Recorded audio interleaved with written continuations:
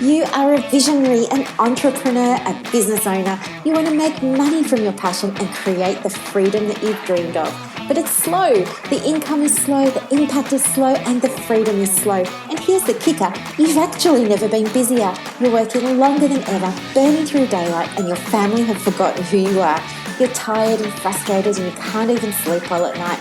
The business just feels so heavy, and all you ever wanted to do was just make the money you want to make doing the things that you want to do. And that's where I come in. Hi, if we haven't met yet, my name is Dr. Storme, and I'm the host of the Business Acceleration Podcast, where we shift your business from heavy to light, time poor to time abundant, and from income lack to income growth. We're going to achieve it together with my 20 years experience as a psychologist, helping people just like you to break through their barriers.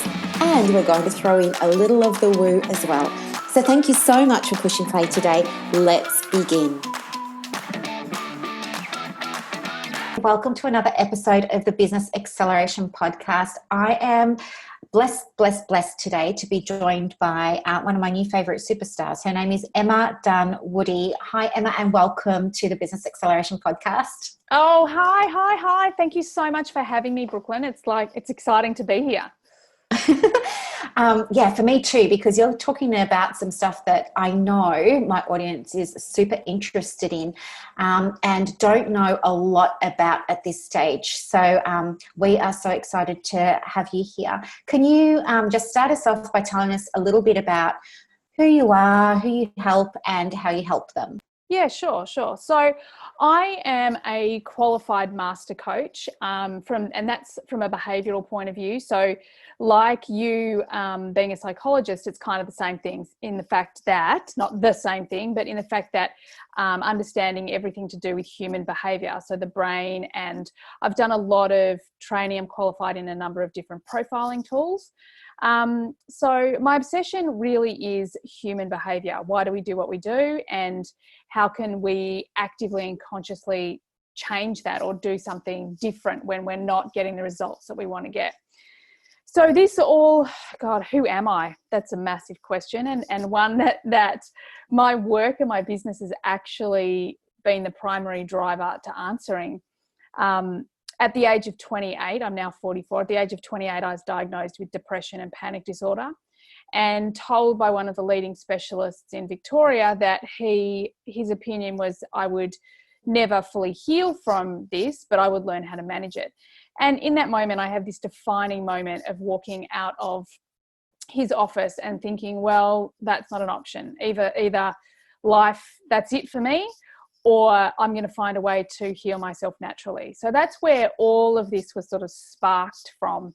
And then I became really obsessed with happiness, which of course led me to the brain, led me to Neuro Science, human behavior, psychology, and now ultimately to a number of profiling tools, and specifically at the moment, human design, and of course, quantum physics, which we've talked about at length.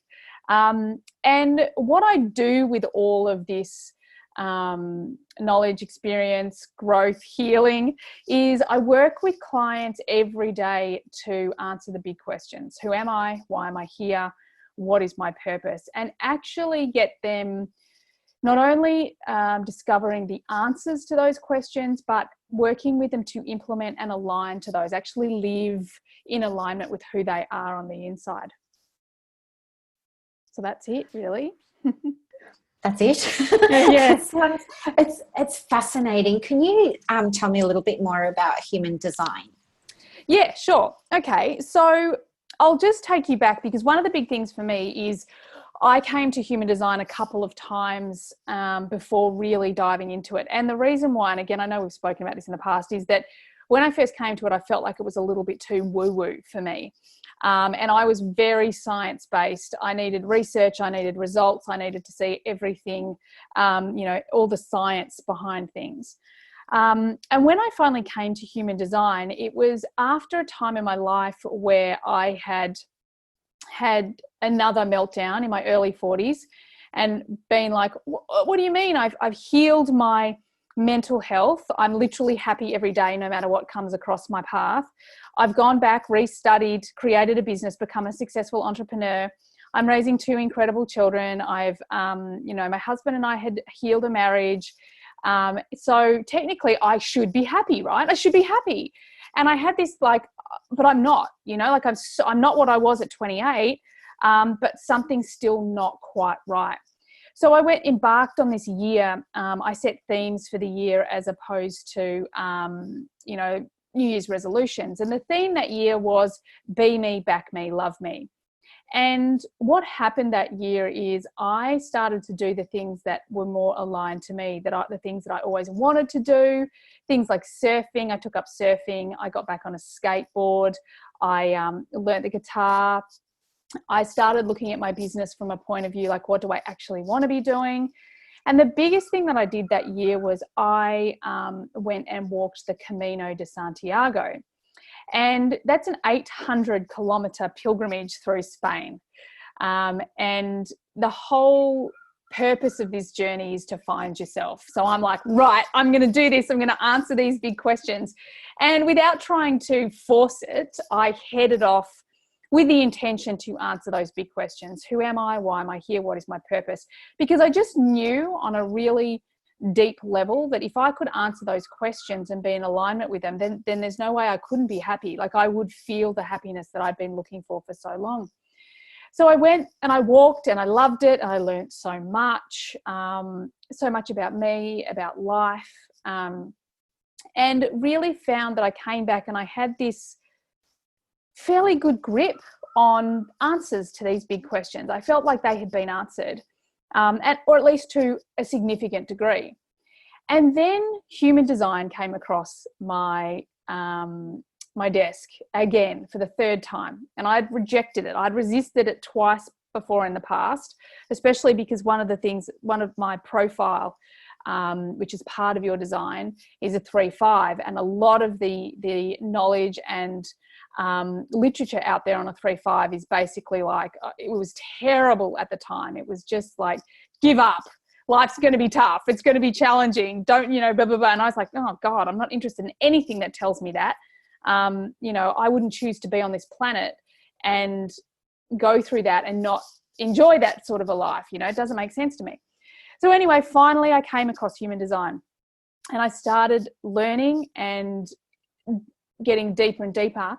And I was blown away at the accuracy of what this new knowledge, this system was telling me, because I had spent 40-something years trying to answer the big questions. And sure enough, there they are in my human design. So what human design actually is a synthesis of astrology, the Kabbalah tree of life, the chakra system, and the Chinese I Ching. And in human design, it synthesizes all together and gives us basically who we decided to be when we came into the planet. Now, one of the big things that made me resist it in the first place was that you just need a birthday, right? You just get a birthday, time of birth, and place of birth, and then you get this design. But then after years of working with profiling, so using specifically eDisc and metadynamics profiling, and getting clients to answer 50 questions and manipulate where their focus is, I was really conscious that how aligned these human designs were even more aligned and even more specific than all the other profiling I'd done in the past. So yeah, it's basically the soul version of a human, a behavioural or a personality profile. That's the long answer, I think. Sorry about that. No, that's okay. I love long answers. So what happens in a consultation? If I came to see you, would you be using human design with me as a client, or what would what's the client journey, I guess? Yeah, brilliant. So because, well, first and foremost, that I'm going to mention this because I know we just spoke about it. With human design, there's 5 types. You start with the types, and I'm a manifesting generator. And manifesting generators are basically the humans on Earth that seem almost a little bit subhuman. We can do a load of things. We bring lots of things together. We're not designed to focus on one thing and master one thing. So you can imagine me as a 20-year-old in an advertising career. I was like, yeah, okay, I'm 24. I'm already starting to hit my goals. I'm bored already. So when you come and work with me, it's not just human design. What we do is we start out, we straight away look at your chart, because the chart's going to show me, where you want to lean in. It's going to show me where you're getting the most exposure to your conditioning. We do a lot of work around really understanding what the themes are. There's areas in your chart that are going to show you how to make decisions, how your specific energy works, how you interact with others. So like any other profiling tool, we start with ground zero, with your design.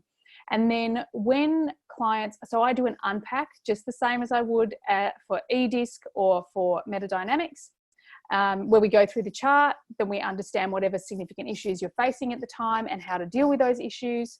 But my one-on-one clients, it's that real combination, I suppose it's all my clients really, of everything to do with mindset, beliefs. I mean, we can't, you know, the power of belief, right? So we can't go past that.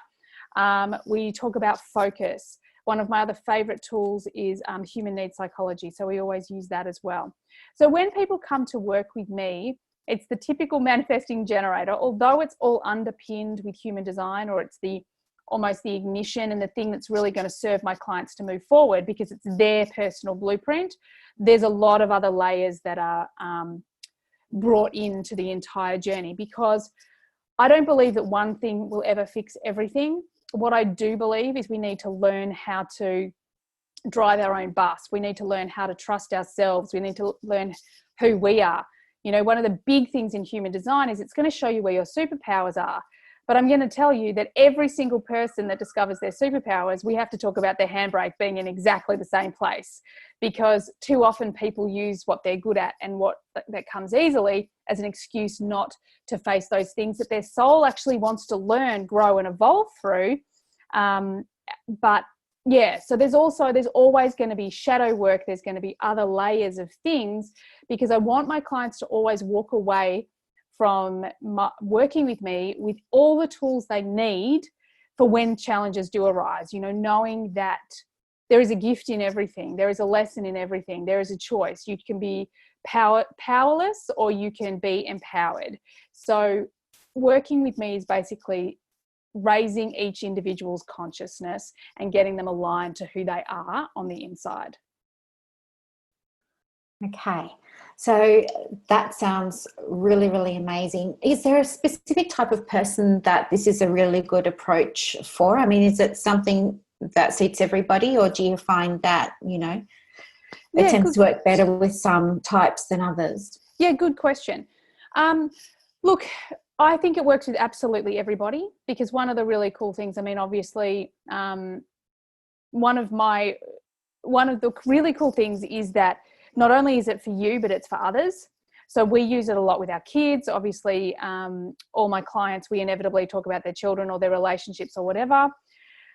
So it's like any profiling system, getting to know yourself better is going to be beneficial for everyone. However, what I tend to find is that most people come to me, and look, my background is very corporate, and I've got a long history of working with more challenging clients or crisis and those sort of areas. So from a human design point of view, it always tends to be people that are going through the big shifts in their life. So around the age of 28, the early 40s, around 50, these are these really big shifts in our life where something inside of us is like, I can't put up with this anymore. I've got to do something. So I do tend to find that most of my clients these days fit into one of those three categories, because they know they can't keep going the way they're going, but they're lost because they've tried so many other things, and they're not working and they're not getting the answers that they need. So it seems like the benefits, I guess, of working in this type of way is that it is going to provide people with new insights, and it is going to expand their experience and their thinking a little bit. But what are the costs of, say, not doing something like this? Wow, I love that question. Oh my God, I love that question, because so many people just want to shove stuff down. They want to ignore it. And look, one of the things that I've done, I've got a program that's just in the process of launching right now, called Map at 40, and it's for my 40-something people. And some of the really tangible things that, or costs, are things like divorce. You know, there's a statistic that I've just discovered that 60% of people who get divorced at this age and stage, when they go through what psychology calls the midlife crisis, 60% of those people wish they never got divorced. You know, like, because what's happening is that there's this part of them that's waking up that wants to be who they really are on the inside. And they're constantly, people are projecting what's going, you know, their fears onto their partner, making it all their fault.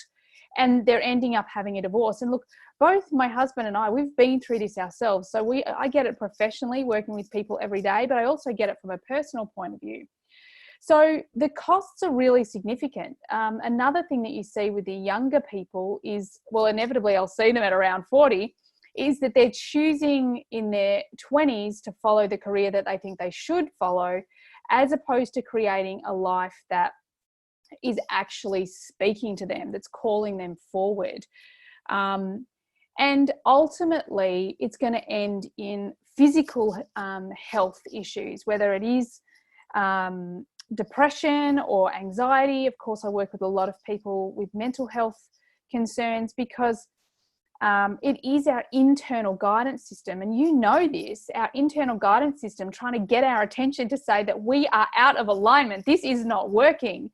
So for the people who don't actually face the dragon, the demon, the thing that they're most afraid of, it's only going to get worse. You know, like the current fires in New South Wales, like I always say to my clients, the universe starts with a tap on the shoulder, but she ends with a slap in the face. And I kind of feel like that's how Australia is right now with the bushfires. Like, that shoulder has been tapped a number of times. So, you know, we need to consider ourselves slapped in the face right now. And it's the same for my clients. The more you try and push this stuff down and ignore it, the bigger it's going to become as an explosion, or as I say, the grenade that you use to blow up your life will be bigger. Let me promise you that. Yeah, I love that saying, you know, the universe starts with a tap on the shoulder and ends with a slap in the face. Yeah, I hadn't thought of it like that, but straight when you did, I started thinking about different situations, and yeah, I can see what you're saying there. Yeah, it's really interesting, isn't it, to hear that if people don't stop and listen and take that time to sit down and really work through where they are now, where they would rather be, you know, and look at how they can lean into a more aligned life, there are some significant consequences that can occur for them across different dimensions of their life and their well-being. Absolutely. Absolutely. And think about, you know, like, if we want to create our dream life, if we want to manifest all of our dreams and everything, like, that has to come from a place of joy. You know, there's this misconception, and I'm sure that you talk about this a lot. There's this massive misconception that force and hustle and getting shit done is how you get there. And it's just not. It's just not. So the more you try to ignore the elephant in the room, the bigger the elephant gets. So to be able to learn how to work with that elephant, to actually go, okay, you and I need to work together. How are we going to do that? And face the things and the fears in our fears of ourselves. You know, it's never as bad as we fear it's going to be, but as long as we fear it, it's massive, right? So yeah, I think that's the big thing that keeps people away, is that this fear that of what's going to happen, but it's never as bad. I actually myself, when I first started meditating in my late 20s, and I talk about this quite a bit, I honestly used to be scared of being possessed by some evil something, or something really odd happening just to me, because for some reason I was broken and I was going to do something crazy in my meditations. And the one thing that taught me is I just turned up every day and did it. Luckily at the time I was supported by learning about the ego and how the ego will tell you your deepest, darkest fears, to stop you from changing. So that was the crutch that I had to keep turning up every day. But not enough people have the crutch to keep turning up every day to face the fear, to create the change. And I think this is where human design gives them permission to do that, because once you get a human design reading, you go, oh my God. People keep saying to me over and over, it's like, I always knew that, but I never gave myself permission. Or you've just given me permission to be myself. Or now I can finally trust myself because, what you've shared with me just feels true.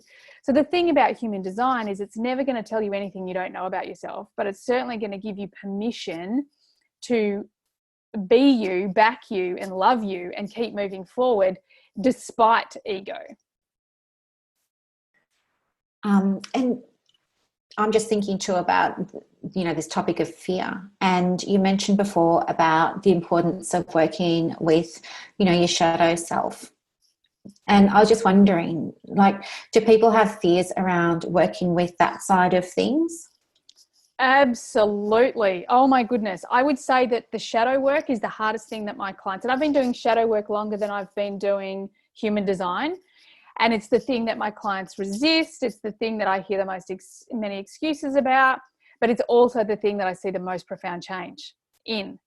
And it's because the truth about the shadow is that it's telling you that some part of you is wrong, some part of you needs to be rejected, it needs to be hidden away, But the moment we invite that in and go, well, shit, I'm just human. We all have the capacity to be the whole kaleidoscope. We get a choice. We get a choice to use our focus for good or evil. I'm always talking about that. Use your superpowers. Are you using your superpowers for good or evil? But the shadow is just that next step. And it's because it was created. And again, I know that you know this and you probably share this a lot, but because it was created at a very young age, before we had the capacity to go, yeah, I'm not sure that's true. So we embed this from a very young age, and we shove it down and we just deny it. And it just makes it worse and worse and worse. But I mean, I was diagnosed as dyslexic as a kid. And I was really embarrassed and ashamed about it. And again, I decided, no one would want to be friends with me anymore. So my entire primary school years, I didn't have any close friends at school, because I just thought that they wouldn't want to know me. And I never spoke about it. But at the same time, I was doing really well at a sport outside of school, and I started developing this confidence. And by the time I got to secondary school, that's it. I was like, yeah, I'm dyslexic, whatevs. The moment I outed my dyslexia and I owned it, it was like it didn't exist. It just disappeared. And not only did I get the benefit of it, the people around me that had dyslexia or had been diagnosed are like, oh, right. Oh, I'm not, different in a bad way. I'm just different, because one of my favorite facts that I found out is that dyslexics, one of the, what's the word? You can help me with this. It's not symptoms, but one of the, hallmarks of dyslexia is genius, and Albert Einstein was dyslexic. And, to have that story was enough. That's it. And as soon as I outed my shadow around being stupid, all of a sudden it had no power over me anymore. So that's the thing with fear. It only has power when you keep it hidden away. When you own your fear and you share it with the world, look at Brené Brown, and all about vulnerability. Courage comes from vulnerability, and vulnerability is the hallmark of vulnerability is fear. It's fear, but it's fear that's not controlling you. It's fear that you're like, well, I'm human, and I want to share this with all of you that this shit's scary. So let's get on with it, you know? I hope that answers your question. Yes, it does. It does. So, how do we apply, say, human design or the work that you're doing for women in business? Brilliant question. I love that. So the real fundamentals with human design is decision making. Okay. So with human design, we start with 5 types, and that's a manifestor, a manifesting generator, a generator, a projector, and a reflector.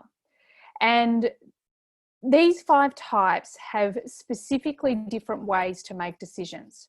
One of the things about human design is that the mind is not for making decisions. The body is. And each type has a specific way within their body, whether that is their solar plexus, which is about emotional clarity, whether it is about their sacral, which is their gut response, whether it's about their spleen, which is their intuition. And there's a number of other ways, but the absolute hallmark, if you learn nothing else about your design, learn your type, learn your strategy, and learn your authority. Your strategy is how you respond to the world. So one of the things that trips people up is that only 10% of the global population are actually designed to initiate. What that means is only 10% of us are meant to just go out there and do it. So Nike really only applies to 10%. Just do it. The rest are here to respond to life in a couple of different ways. But the manifesting generator is a combination between the manifestor and the generator. And we have to respond to life like the generator. They respond to life. But we also use half of the manifesting. The manifestors they just declare that this is what I'm doing, and I'm off to do it. They're the trailblazers. They're the people who start movements. They're the people who they don't need people to achieve anything. They're literally the ones that ignite the fire. Then the generators are the people who bring all of that to life. They do the work. And the generators are, 70-something% of the population, including manifesting generators, which are the part and part. And generators and manifesting generators are here to respond to life, to respond to opportunities. But the beauty of the generator is that they are here creating the life force for the planet. So their number one goal is to feel lit up every single day. And this has been a massive game changer for my clients, like, what? You mean I'm actually meant to feel excited every day? Yep, that's it. So learning that if you're a generator or a man-gen, you probably have this sacral that is telling you when to actually make a decision on something, if it's a thumbs up or a thumbs down for you. Now, the third type is a projector. Now, the projector, they are, and these are I think projectors probably can be the ones that get a little bit misunderstood. Having said that, human design is taking off, and I feel like projectors are the ones that are getting the most individual love.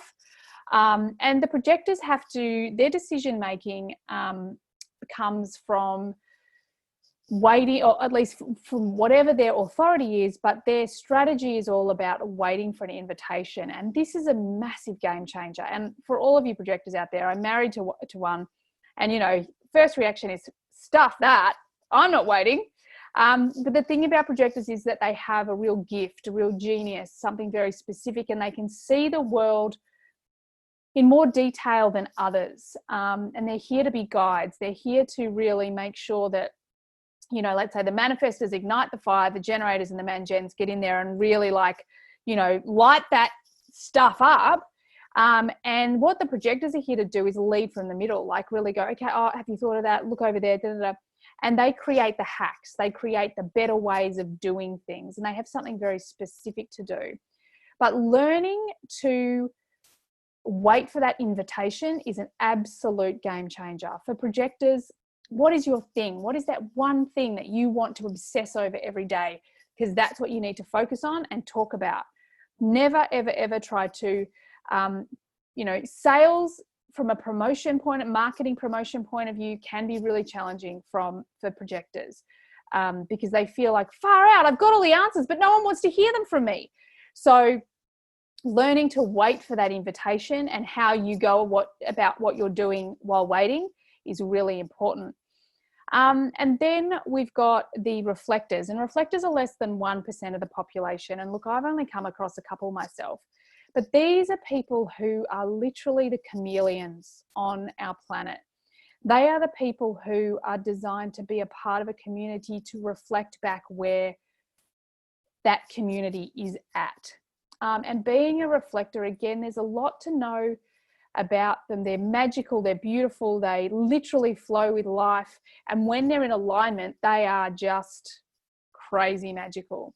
However, their challenge can be being in an environment where they're told, you know, and I've done it and I do it every day, who are you?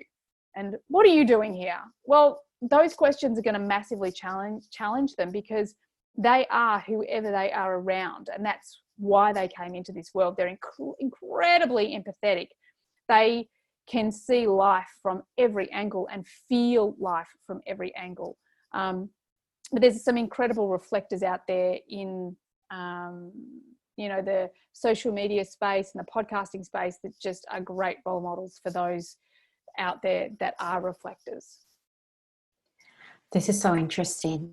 After we spoke last time, I went and I asked my mum what was my exact time of birth, because I think I told you it was 8 o'clock at night, but it was 10:30 at night, and she remembers it clearly because it was the first late night shopping in Melbourne. Oh my God, that's so cool. Yeah, and so it said, that strategy reminded me of waiting to respond. And I was thinking, there's no way I'm ever going to wait for anything. Yeah. I don't know what the process would be for me waiting, because I have within me, and I don't know about any of our listeners that also have this as their strategy. I don't know, maybe they can share their thoughts, but I'm very much, you create it. Like, you don't wait, you create. So how do you guide somebody around waiting to respond, or waiting for the invitation? Brilliant. I've actually just got your chart here, so I'm just going to quickly update that time. What time was it? Did you say 10:30? Yes, 10:30 p.m. Okay, just so I can give you the right advice. But the thing about waiting, so this is the thing I love. And look, my coaching has always been very, what I have learnt is I have some very deep principles that I live by, and counterintuitivity, gosh, it's counterintuitive, is a huge part of that, because what seems logical is so often ego, but what seems counterintuitive is so often in more alignment. And the misunderstanding is that, all right, so what, we just sit on the goddamn couch and then boom? And no, not at all, not at all. So you're a generator. And so your whole MO is to be lit up, to be excited, to feel like you want to chase the rabbit. You know, like one of my favorite kids' book is Alice in Wonderland. And you want to be Alice, you know, and I want to motivate, inspire, and tell all my generator friends and clients that that's what you want to be. You want to be chasing that rabbit and really inspired by it. So that's where your energy goes, right? Instead of going, and I think I actually listened to one of your podcasts, and it's a perfect example of how you waited to respond to something. Where you felt like it was all serendipitous, like things just turned up. And that's actually response, because what's happening is that you're like, oh my God, I'm really fascinated about this thing. This is how I'm going to shift my life. This is what I want to do with my business. And while you're busy being lit up about those things, you're setting out intentions, right? You're firing off those intentions. You're writing down those lists. You know what you want to bring into the world, but you're focusing on what you can focus on that lights you up. Then all of a sudden, some random call comes out from nowhere, or a friend mentions to someone that you have no idea that they knew each other, that puts you in contact with someone else, that gives you opportunity after opportunity to respond to. However, If you wanted to get in contact with a specific person to interview this specific person on your podcast, and you just picked up the phone and tried to get that person to come onto your podcast, it would be a no, because you didn't respond to anything. You just went, right, I'm just going to force this to happen. And the magic of generators is serendipity. And that's for all types. That's when you know you're in alignment, is that when all of these things happen, when the synchronicities show up, you're in alignment. That is what responding is all about. But responding can look like a lot of doing. When you're a generator, you have this sacral energy, which is the most powerful energy in the body. It's life force energy. It's the energy that just keeps on going. And when you're connected to that, anything that makes you feel good, you do it, follow it, get excited by it, because then your opportunities will literally be sparked from that. Does that answer your question? Absolutely. I think it's so interesting to hear about this work from a completely different angle, because until I'd met you, I had not even heard of human design. You know, my background is psychology first, and then the last 18 months, 2 years about manifesting and really around alignment. And when I talk about alignment, it's about living in a way that feels congruent with my vision and, you know, my values and my feelings. So I no longer want to do work that drains me, that it doesn't excite me. And I drive my friends and my family bonkers because, you know, on Sunday night, everybody will be bemoaning that they've got to go to work on Monday morning. But I'm like, I can't wait to go to work tomorrow because I'm meeting Emma and Crystal and Sammy, and I'm doing like 6 podcasts tomorrow. It's going to be great. And then they're like, oh gosh, where do you get all your energy? But I find it's energizing when I'm doing what I love. And when I was doing all of this last year, I was just off in my own little zone, and I was allowing myself to be guided by the feelings that I got that felt good. I was listening to a lot of Esther Hicks at the time too, around, you know, really listening to your inner guidance system and all of that sort of jazz. And so I wanted to try it out, you see. And so I made a point of, paying more attention to shifting my focus onto things that felt better for me. Regardless of if it was okay to do it or expected or conventional or something like that. And what ended up happening was I had the biggest year of my life, you know, and it was invitations, as you have said there, just coming through other people and people that I didn't know. I mean, being on, you know, TV twice and, you know, getting 2 books published and the stuff like that. It was all just, it was massive. And everybody says, how did you get all of those things done? But to me, it was like breathing, you know, it just seemed to come so naturally and so happy. And, you know, in the work that I do, I ask people, how are you? How did you feel today? And I say, oh, I'm having a bad day, or I've had a bad week, or I've had a bad month or something. But me, I think those periods are very, very few and far between now that I've learned to trust, that inner intuition and kind of go with that, which is fitting with everything that you're saying as well. I just didn't know it to be in human design and with some of those other tools and profiling assessments that you use. Yeah, and that's it. You know, like what you've effectively done is you have aligned yourself to your human design. You're following what your sacral tells you, and that is the thing. Like as a generator, it's about being lit up. So if you're finding the grinding, then you're not aligned with you. And of course you're not going to manifest, but even more than that, you're not aligned to why you're here and what you're doing. And it's that, you know, we hear a lot about surrender, letting go, you know, write down what you want to create and then just let it. And that's it, because so often if we try to hold on to it, we actually lose our alignment because it becomes force, not power. And power comes from joy, from fun. It doesn't come from forcing ourselves to do the things we think we should do to get the results we think we want.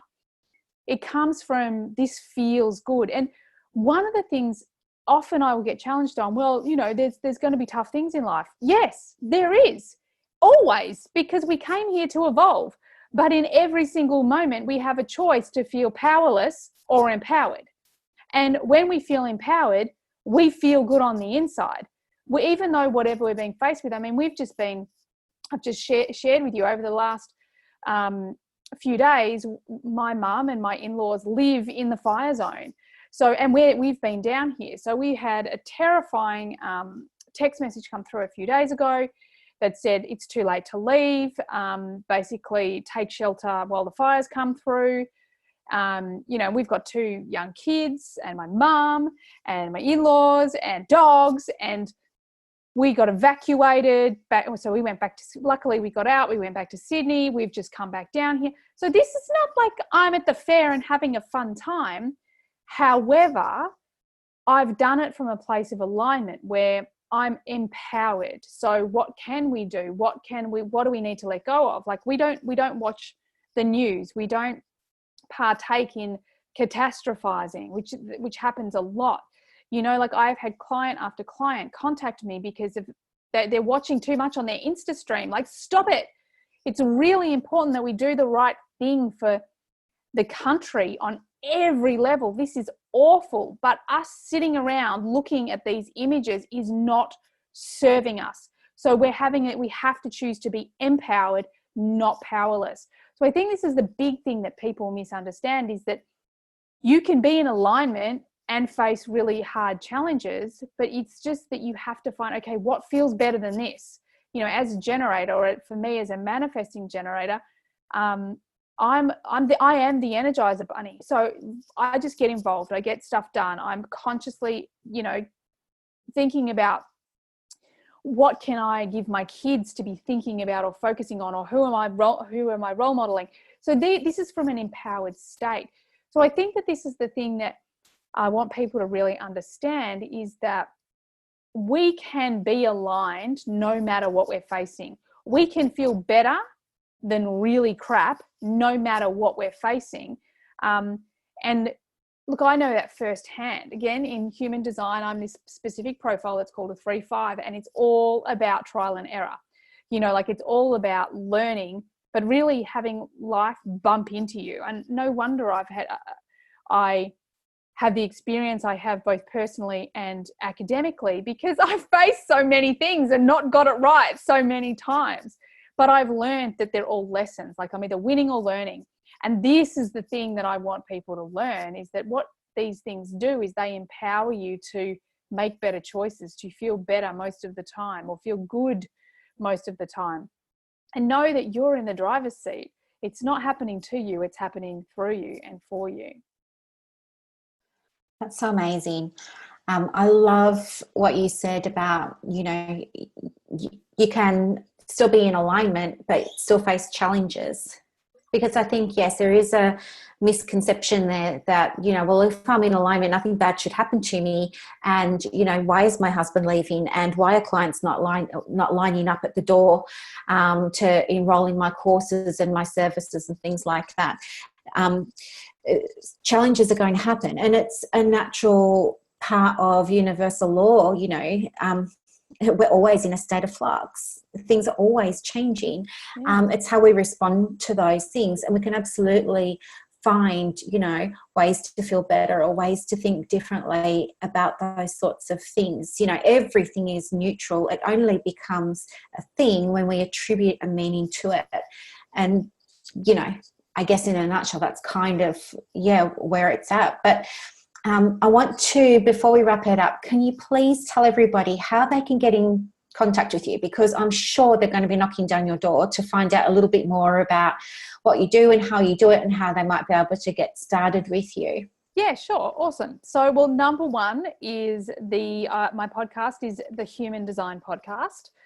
So you can find out a lot about your human design there. Again, it's intertwined with all the other work that I bring to the table. Number two, my LinkedIn profile. So it's Emma Dunwoody on LinkedIn, and there's loads of information there for you. My Instagram handle is Emma Dunwoody Coach, so you can check me out over there. The website is just in the process of being updated, so don't go there.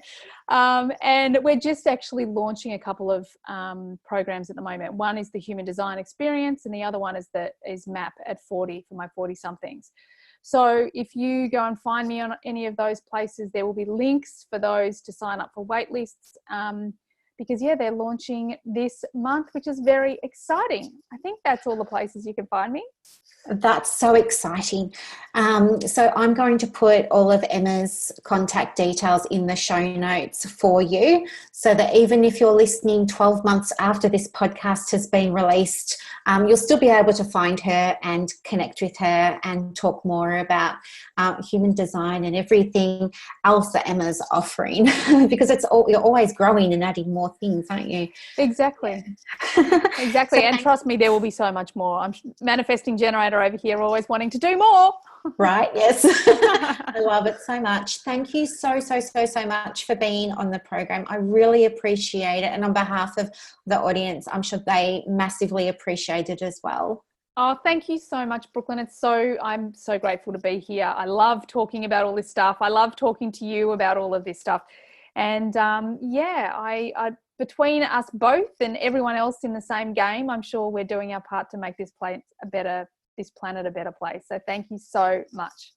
My pleasure. And I think one day we'll have to get together and maybe do another one about quantum physics. Can we? Can we please? All right, well, lovely. Thank you so much. Bye-bye. Thank you. Bye. Thank you so much for listening today. I really hope that you enjoyed it and got a lot of value from it. Help me help others by sharing this podcast. And if you feel called to leave a review on Apple Podcasts, remember to let me know so that I can send you a very special thank you gift. Now go and build your dream business, and I will see you next time. Bye.